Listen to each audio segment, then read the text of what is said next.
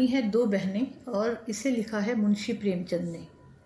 दोनों बहनें 2 साल के बाद एक तीसरे नातेदार के घर मिली और खूब रो धोकर खुश हुई।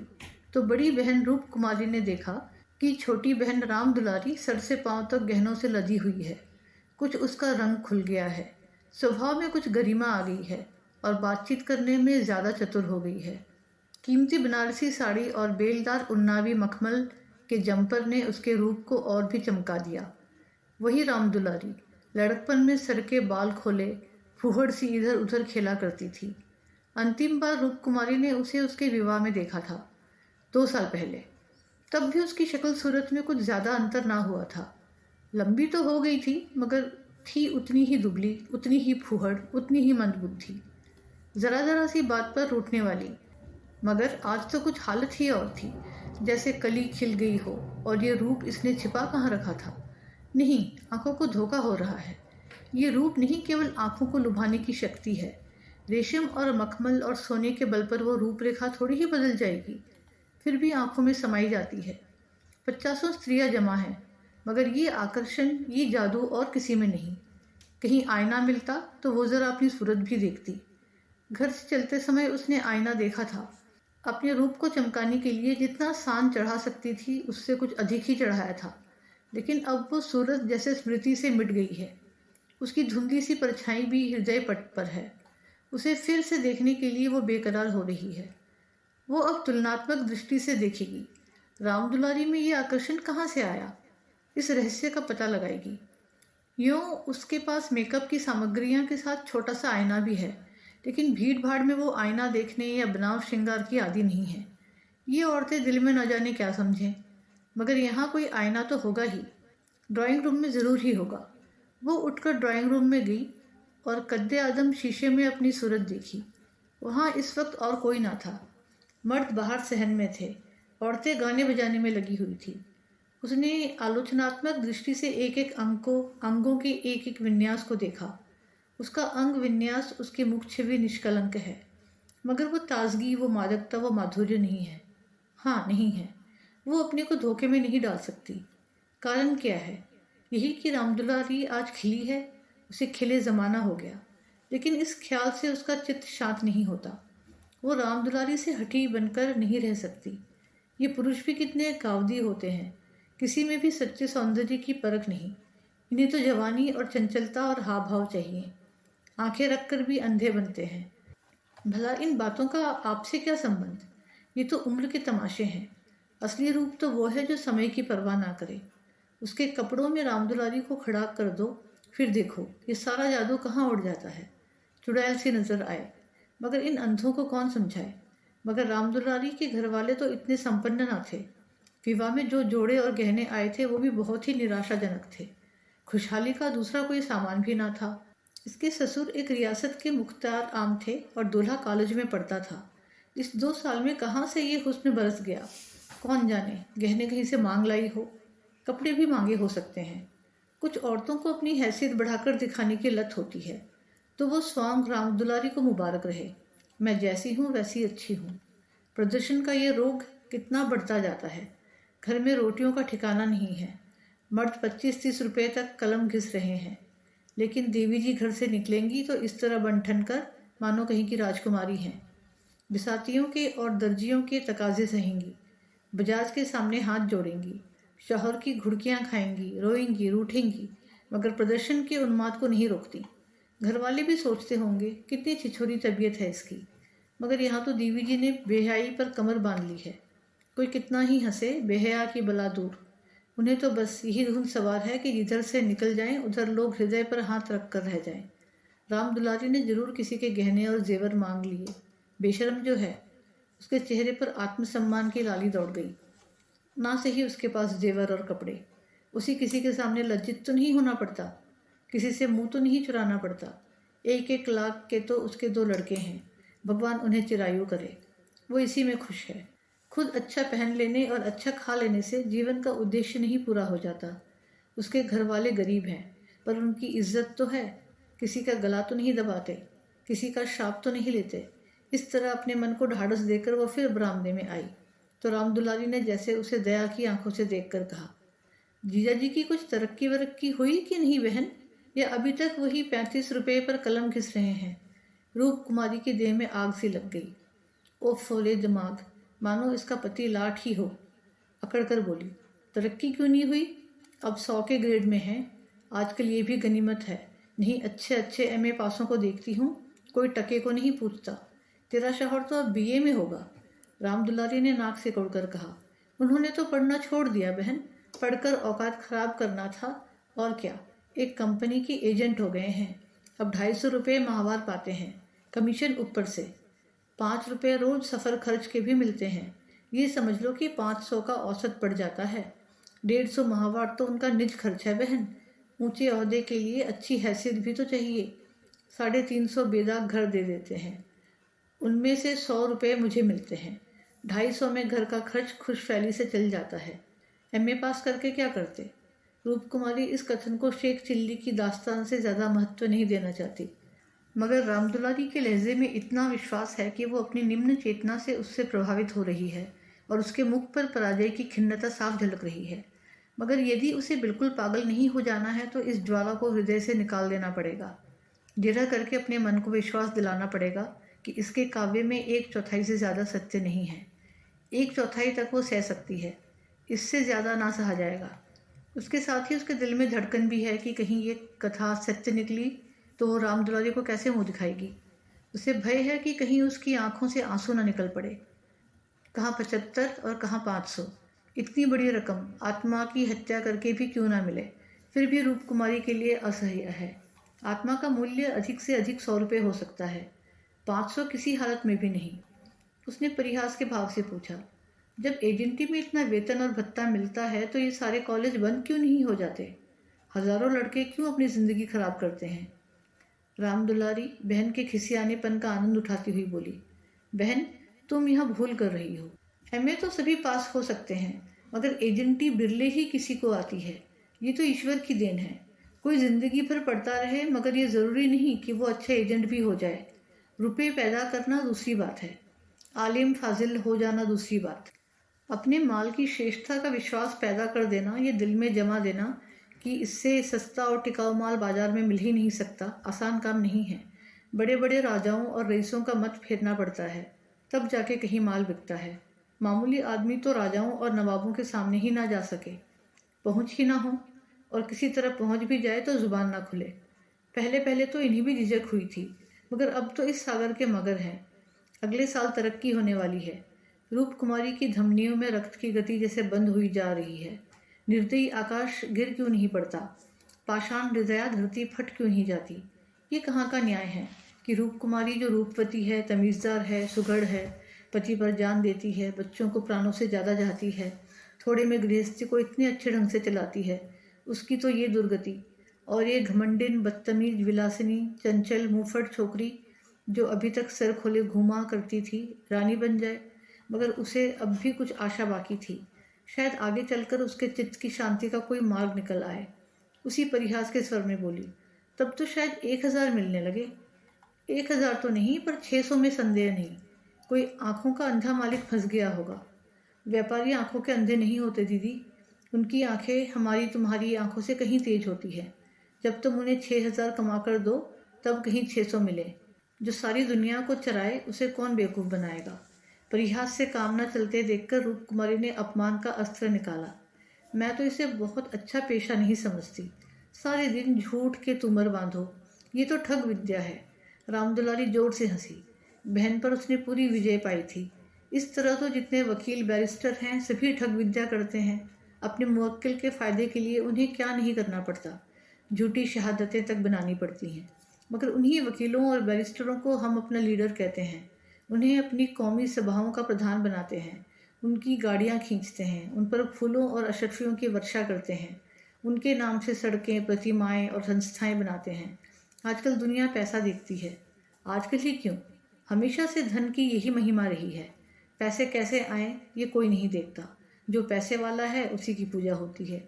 जो अभागे हैं, अयोग्य हैं या भीरू हैं, वे आत्मा और सदाचार की दुहाई देकर अपने आंसू पहुँचते हैं। नहीं, आत्मा और सदाचार को कौन पूछता है? रूप कुमारी खामोश हो गई। उसे अब ये सत्य उसकी सारी वेदनाओं के साथ स्वीकार करना पड़ेगा कि रामदुलारी सबसे ज़्यादा भाग्यवान है। इससे अब त्राण नहीं। परिहास या अनादर से वो अपनी तंग दिली का प्रमाण देने के सिवा और क्या पाएगी। उसे किसी बहाने से रामदुलारी के घर जाकर असलियत की छानबीन करनी पड़ेगी। अगर रामदुलारी वास्तव में लक्ष्मी का वरदान पा गई है तो रूप कुमारी अपनी किस्मत ठोंक कर बैठी रहेगी। समझ लेगी कि दुनिया में कहीं न्याय नहीं है, कहीं ईमानदारी की पूछ नहीं है। मगर क्या सचमुच उसे इस विचार से संतोष होगा? यहाँ कौन ईमानदार है? वही जिसे बेईमानी करने का अवसर नहीं है और ना इतनी बुद्धि या मनोबल है कि वो अवसर पैदा कर ले। उसके पति 35 रुपये पाते हैं, पर क्या 10-20 रुपये और ऊपर से मिल जाएं तो वो खुश होकर ले ना लेंगे? उनकी ईमानदारी और सत्यवादिता उसी समय तक है जब तक अवसर नहीं मिलता। जिस दिन मौका मिला सारी सत्यवादिता धरी रह जाएगी। और क्या रूपकुमारी में इतना नैतिक बल है कि वो अपने पति को हराम का माल हजम करने से रोक दे? रोकना तो दूर की बात है, वो प्रसन्न होगी, शायद पतिदेव की पीठ ठोकेगी। अभी उनके दफ्तर से आने के समय वो मन मारे बैठी रहती है। तब तक द्वार पर खड़ी होकर उनकी बाट जोहेगी और जो ही वह घर में आएंगे उनकी जेबों की तलाशी लेगी। आंगन में गाना बजाना हो रहा था। राम दुलारी उमंग के साथ गा रही थी और रूप कुमारी वहीं बरामदे में उदास बैठी हुई थी। न जाने क्यों उसके सिर में दर्द होने लगा था। कोई गाए कोई नाचे उससे प्रयोजन नहीं, वो तो अभागिन है, रोने के लिए पैदा की गई है। 9 बजे रात को मेहमान रुखसत होने लगे। रूप कुमारी भी उठी, एक्का मंगवाने जा रही थी कि रामदुलारी ने कहा, एक्का मंगवा कर क्या करोगी बहन? मुझे लेने के लिए कार आती होगी। चलो 2-4 दिन मेरे यहाँ रहो फिर चली जाना। मैं जिया जी को कहला भेजूंगी, तुम्हारा इंतज़ार ना करें। रूप कुमारी का ये अंतिम अस्त्र भी बेकार हो गया। रामदुलारी के घर जाकर हलचल की टोल लेने की इच्छा गायब हो गई। वो अब अपने घर जाएगी और मुंह ढाँप कर पड़ी रहेगी। इन फटे हालों में क्यों किसी के घर जाए? बोली, नहीं अभी तो मुझे फुर्सत नहीं है, बच्चे घबरा रहे होंगे, फिर कभी आऊँगी। क्या रात भर भी ना ठहरोगी? नहीं। अच्छा बताओ कब आओगी? मैं सवारी भेज दूँगी, मैं खुद कहला भेजूँगी। तुम्हें याद ना रहेगी, साल भर हो गया, भूल कर भी याद ना किया। मैं इसी इंतज़ार में थी कि दीदी बुलावें तो चलूँ। एक ही शहर में रहते हैं, फिर भी इतनी दूर कि साल भर गुजर जाए और मुलाकात तक ना हो। रूप कुमारी इसके सिवा और क्या कहे कि घर के कामों से छुट्टी नहीं मिलती। कई बार उसने इरादा किया कि दुलारी को बुलाए, मगर अवसर ही ना मिला। सहसा राम दुलारे के पति मिस्टर गुरु सेवक ने आकर बड़ी साली को सलाम किया। बिल्कुल अंग्रेजी सज धज, मुंह में चुरुट, कलाई पर सोने की घड़ी, आंखों पर सुनहरी ऐनक, जैसे कोई सिविलियन हो। चेहरे से जहानत और शराफत बरस रही थी। वो इतना रूपवान और सजीला है, रूप कुमारी को अनुमान न था। कपड़े जैसे उसकी देह पर खिल रहे थे। आशीर्वाद देकर बोली, आज यहाँ ना आती तो तुमसे मुलाकात क्यों होती? गुरुसेवक हंसकर बोला, ये उल्टी शिकायत क्यों ना हो, अभी आपने बुलाया और मैं ना गया। मैं नहीं जानती कि तुम अपने को मेहमान समझते हो, वो भी तो तुम्हारा ही घर है। रामदुलारी देख रही थी, मन में उससे ईर्ष्या रखते हुए भी वो कितनी वाणी मधुर, कितनी स्निग्ध, कितनी अनुग्रह प्रार्थनी होती जा रही है। गुरुसेवक ने उदार मन से कहा, हाँ अब मान गया भाभी साहब, बेशक मेरी गलती है। इस दृष्टि से मैंने विचार नहीं किया था, मगर आज तो मेरे घर रहिए। नहीं आज बिल्कुल नहीं, अवकाश नहीं है, फिर कभी आऊँगी। लड़के घबरा रहे होंगे। रामदुलारी बोली, मैं कितना कहकर हार गई, मानती ही नहीं। दोनों बहनें कार की पिछली सीट पर बैठी। गुरुसेवक ड्राइव करता हुआ चला। ज़रा देर में उसका मकान आ गया। राम दुलारी ने फिर बहन से उतरने के लिए आग्रह किया, पर वो ना मानी। लड़के घबरा रहे होंगे। आखिर राम दुलारी उससे गले मिलकर अंदर चली गई। गुरुसेवक ने कार बढ़ाई। रूप कुमारी ने उड़ती हुई निगाह से राम दुलारी का मकान देखा और वो ठोस सच्चे एक शलाका की भांति उसके कलेजे में चुभ गया। कुछ दूर जाकर गुरुसेवक बोला, भाभी मैंने तो अपने लिए अच्छा रास्ता निकाल लिया। अगर 2-4 साल इसी तरह काम करता रहा तो आदमी बन जाऊंगा। रूप कुमारी ने सहानुभूति के साथ कहा, रामदुलारी ने मुझे बताया था, भगवान करे जहाँ रहो खुश रहो, मगर ज़रा हाथ पैर संभाल के रहना। मैं मालिक की आंख बचाकर एक पैसा भी लेना पाप समझता हूँ भाभी। दौलत का मज़ा तो तभी है कि ईमान सलामत रहे। ईमान खोकर पैसे मिले तो क्या, मैं ऐसी दौलत को त्याज्य समझता हूँ। और आंख किसकी बचाऊँ? मालिक तो रहा नहीं, केवल उसकी बेवा है। उसने सब कुछ मेरे हाथ में छोड़ रखा है। मैंने उसका कारोबार संभाल ना लिया होता तो सब कुछ चौपट हो जाता। मेरे सामने तो मालिक सिर्फ 3 महीने जिंदा रहे, मगर आदमी को परखना खूब जानते थे। मुझे 100 रुपये पर रखा और 1 महीने में 200 रुपये कर दिए। आप लोगों की दुआ से पहले ही महीने में मैंने 12,000 का काम किया। क्या काम करना पड़ता है? रूप कुमारी ने बिना किसी उद्देश्य के पूछा। वही मशीनों की एजेंटी, तरह तरह की मशीनें मंगाना और बेचना, ठंडा जवाब था। रूप कुमारी का मनहूस घर आ गया। द्वार पर एक लालटेन टिमटिमा रही थी। उसके पति उमानाथ द्वार पर टहल रहे थे, मगर रूप कुमारी ने गुरुसेवक से उतरने के लिए आग्रह नहीं किया। एक बार शिष्टाचार के नाते कहा जरूर, पर जोर नहीं दिया, और उमानाथ तो गुरुसेवक से मुखातिब भी ना हुए। रूप कुमारी को वो घर अब कब्रिस्तान सा लग रहा था, जैसे फूटा हुआ भाग्य हो। ना कहीं फर्श, ना फर्नीचर, ना गमले, 2-4 टूटी टाटी तिपाइयाँ, एक लंगड़ी मेज़, 4-5 पुरानी पुरानी खाटें, यही उस घर की बिसात थी। आज सुबह तक रूप कुमारी इसी घर में खुश थी, लेकिन अब ये घर उसे काटे खा रहा था।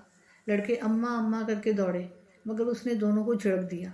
उसके सर में दर्द है, वो किसी से ना बोलेगी, कोई उसे ना छेड़े। अभी घर में खाना नहीं पका। पकाता कौन? लड़कों ने तो दूध पी लिया है, किंतु उमानाथ ने कुछ नहीं खाया। इसी इंतज़ार में था कि रूप कुमारी आए तो पकाए, पर रूप कुमारी के सर में दर्द है।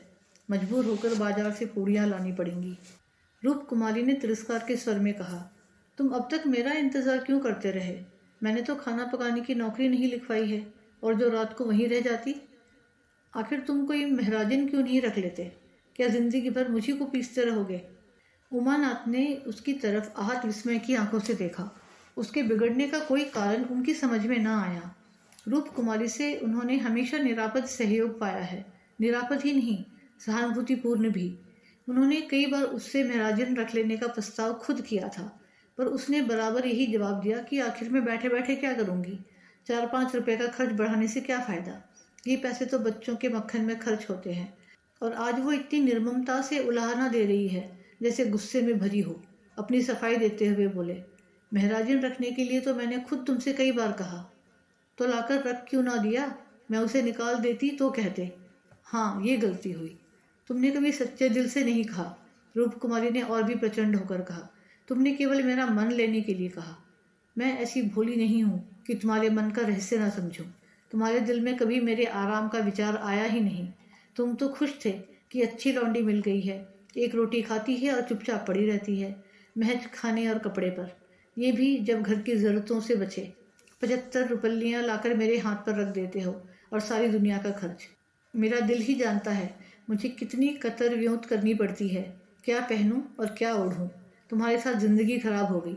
संसार में ऐसे मर्द भी हैं जो स्त्री के लिए आसमान के तारे तोड़ लाते हैं। गुरसेवक ही को देखो, दूर क्यों जाओ, तुमसे कम पड़ा है, उम्र में तुमसे कहीं कम है, मगर 500 का महीना लाता है और राम दुलारी रानी बनी बैठी रहती है। तुम्हारे लिए यही 35 रुपये बहुत है। रांड मांड में ही मगन, तुम नाहक मर्द हुए। तुम्हें तो औरत होना चाहिए था। औरतों के दिल में कैसे कैसे अरमान होते हैं, मगर मैं तो तुम्हारे लिए घर की मुर्गी का बासी साग हूँ। तुम्हें तो कोई तकलीफ होती नहीं। तुम्हें तो कपड़े भी अच्छे चाहिए, खाना भी अच्छा चाहिए, क्योंकि पुरुष हो, बाहर से कमा कर लाते हो। मैं चाहे जैसे रहूं, तुम्हारी बला से। वागवानों का ये सिलसिला कई मिनटों तक जारी रहा, और उमानाथ चुपचाप सुनते रहे। अपनी जान में उन्होंने रूप कुमारी को शिकायत का कभी मौका नहीं दिया। उनका वेतन कम है, ये सत्य है, पर ये उनके बस की बात तो नहीं।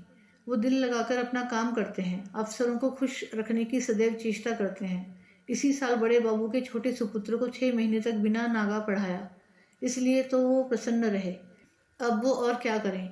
रूप कुमारी की खफागी का रहस्य वो समझ गए। अगर गुरुसेवक वास्तव में 500 रुपये लाता है तो बेशक वो भाग्य का बली है, लेकिन दूसरों की ऊंची परेशानी देखकर अपना माथा तो नहीं फोड़ा जाता। किसी संयोग से उसे ये अवसर मिल गया, मगर हर एक को तो ऐसे अवसर नहीं मिलते। वो इसका पता लगाएंगे कि सचमुच उसे 500 ही मिलते हैं या महज ढींग है। और मान लिया कि 500 मिलते हैं, तो क्या इससे रूप कुमारी को ये हक है कि वो उनको ताने दे और उन्हें जलीकटी सुनाए?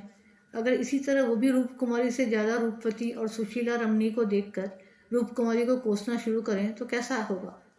रूप कुमारी सुंदरी है, मृदुभाषिणी है, त्यागमयी है, लेकिन उससे बढ़कर सुंदरी, मृदुभाषिणी, त्यागमयी देवियां से दुनिया खाली नहीं है। तो क्या इस कारण वो रूप कुमारी का अनादर करे? एक समय था जब उनकी नज़रों में रूप कुमारी से ज़्यादा रूपवती रमणी संसार में ना थी, लेकिन वो उन्माद कब का शांत हो गया। भावुकता के संसार में वास्तविक जीवन में आए उन्हें एक युग बीत गया। अब तो विवाहित जीवन का उन्हें काफ़ी अनुभव हो गया है। एक को दूसरे के गुण दोष मालूम हो गए हैं। अब तो संतोष ही में उनका जीवन सुखी रह सकता है। मगर रूप कुमारी समझदार होकर भी इतनी छोटी सी बात नहीं समझती। फिर भी उन्हें रूप कुमारी से सहानुभूति ही हुई। वो उदार प्रकृति के आदमी थे और कल्पनाशील भी। उसकी कटु बातों का कुछ जवाब न दिया, शरबत की तरह पी गए। अपनी बहन के ठाठ देखकर एक क्षण के लिए रूप कुमारी के मन में ऐसे निराशाजनक, अन्यायपूर्ण, दुखद भावों का उठना बिल्कुल स्वाभाविक है।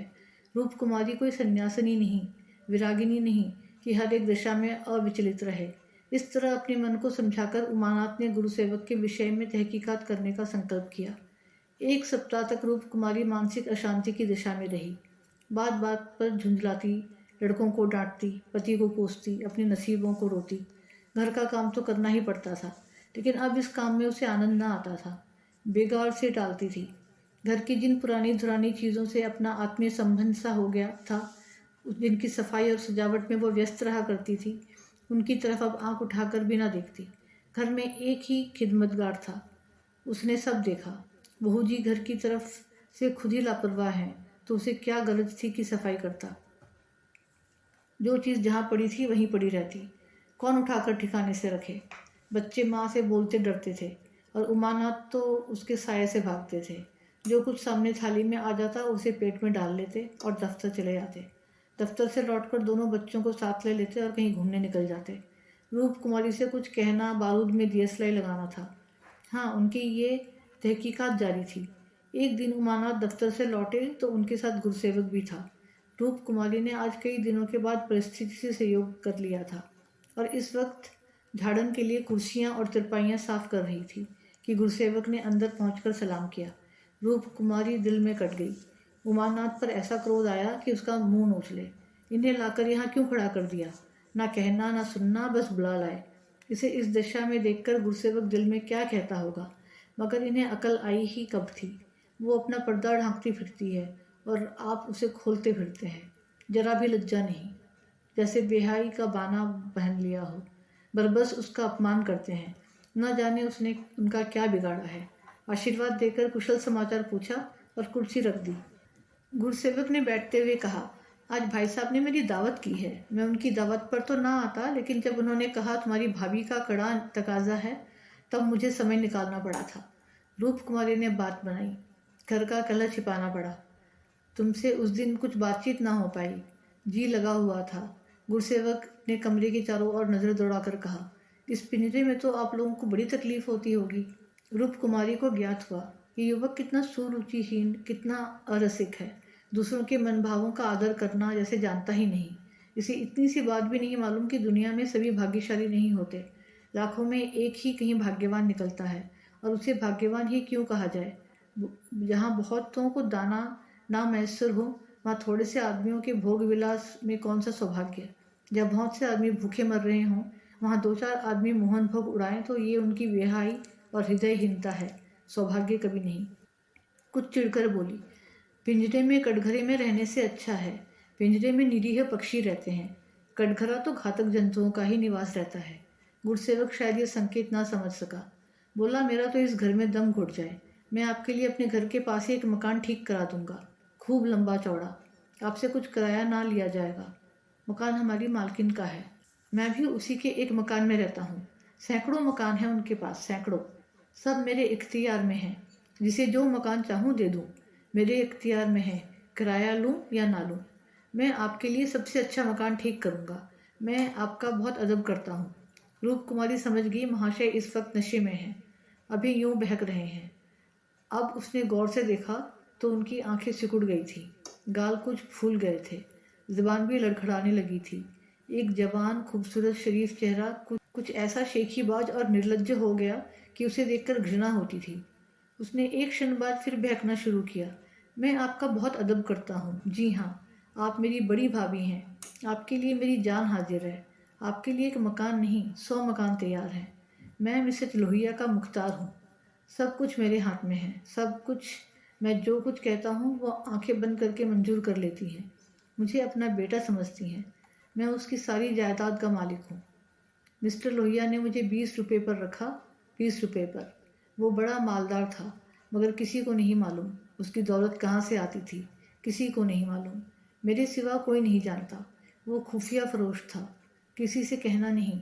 वो चोरी से कोकीन बेचता था, लाखों की आमदनी थी उसकी।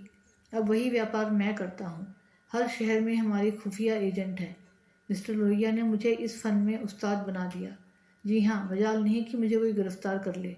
बड़े बड़े अफसरों से मेरा याराना है। उनके मुंह में नोटों के पुलिंदे ठूस ठूस कर उनकी आवाज़ बंद कर देता हूँ। कोई चू नहीं कर सकता। दिन दहाड़े बेचता हूँ। हिसाब में लिखता हूँ 1,000 रिश्वत दी, देता हूँ 500, बाकी यारों का है। बेदरेग रुपए आते हैं और बेदरेग खर्च करता हूँ। बुढ़िया को तो राम नाम से मतलब है। 70 चूहे खा के अब हज करने चली। कोई मेरा हाथ पकड़ने वाला नहीं, कोई बोलने वाला नहीं। जेब से नोटों का एक बंडल निकाल कर, ये आपके चरणों की भेंट है। मुझे दुआ कीजिए कि इसी शान से ज़िंदगी कट जाए। जो आत्मा और सदाचार के उपासक हैं, उन्हें दीन और ईमान सब कुछ छोड़ने को तैयार हैं। मुझे बुरा ना कहिए, मैं कौन मालदार हूँ। जितने धनी हैं वो सब के सब लुटेरे हैं, पक्के लुटेरे, डाकू। कल मेरे पास रुपए हो जाएं और मैं एक धर्मशाला बनवा दूँ, फिर देखिए मेरी कितनी वाह वाह होती है। कौन पूछता है मुझे दौलत कहाँ से मिली। जिस महात्मा को कहिए बुलाकर उससे प्रशंसा करवा लूँ। मिस्टर लोहिया को महात्माओं ने धर्म भूषण की उपाधि दी थी, इन स्वार्थी पेट के बंदरों ने।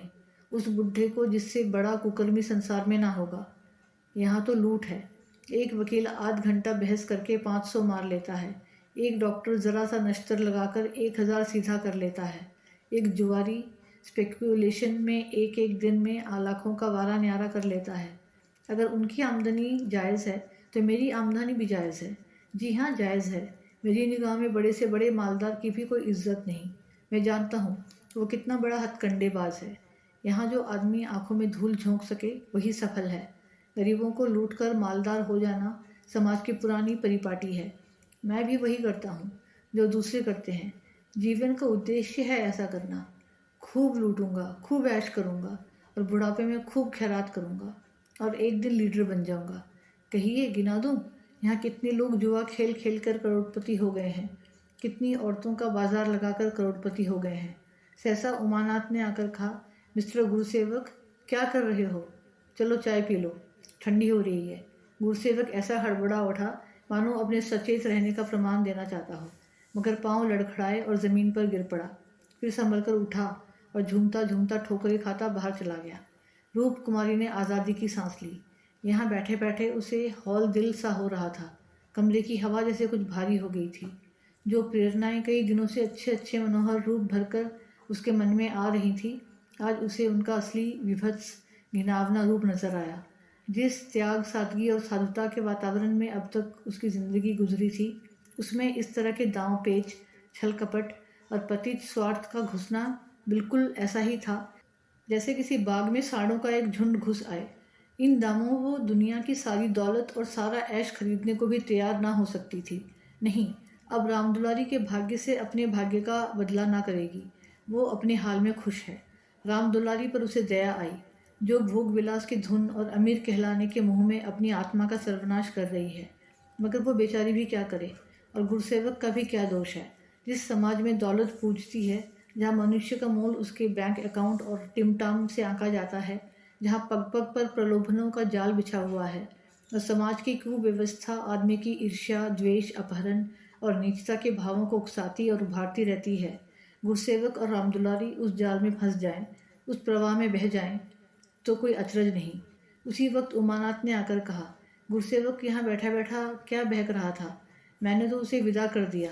जी डरता था कहीं पुलिस उसके पीछे न लगी हो, नहीं तो मैं भी गेहूं के साथ घुन की तरह पिस जाऊं।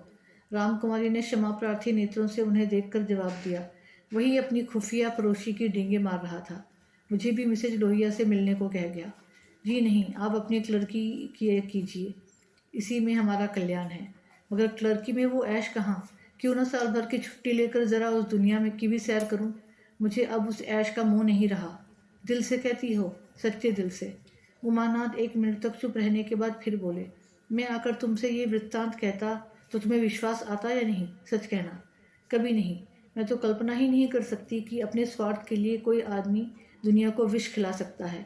मुझे सारा हाल पुलिस के सब इंस्पेक्टर से मालूम हो गया था। मैंने उसे खूब शराब पिला दी थी कि नशे में बहकेगा ज़रूर और सब कुछ उगल देगा। लालचता तो तुम्हारा जीव भी है। हाँ, ललचता तो है, पर अब भी ललच रहा है, मगर ऐश करने के लिए जिस हुनर की ज़रूरत है वो कहाँ से लाऊंगा। ईश्वर ना करे वो हुनर तुम में आए। मुझे तो उस बेचारे पर तरस आती है। मालूम नहीं खैरियत से घर पहुंच गया या नहीं। उसकी कार थी, कोई चिंता नहीं। रूप कुमारी एक क्षण जमीन की तरफ ताकती रही, फिर बोली, तुम मुझे दुलारी के घर पहुंचा दो। अभी शायद मैं उसकी कुछ मदद कर सकूं। जिस बाग की वो सैर कर रही है उसके चारों ओर निशाचर घात लगाए बैठे हैं। शायद मैं उसे बचा सकूं। उमानाथ ने देखा, उसकी छवि कितनी दया पुलकित हो उठी है।